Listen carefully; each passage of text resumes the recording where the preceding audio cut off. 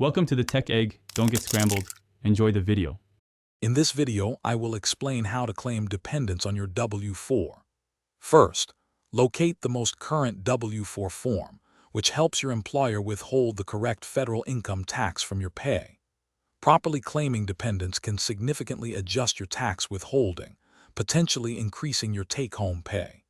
It's important to provide accurate information to avoid issues at tax time, ensuring you neither overpay nor underpay throughout the year.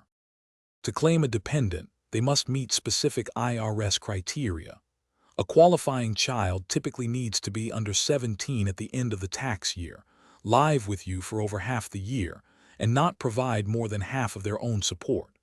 For a qualifying relative, their gross income must be less than a specific amount, and you must provide over half of their total support. Remember, a dependent cannot file a joint tax return with their spouse. Once you've identified your eligible dependents, you'll calculate the credit amount. For each qualifying child who is under 17 at the end of the tax year, you can enter $2,000 on your W-4.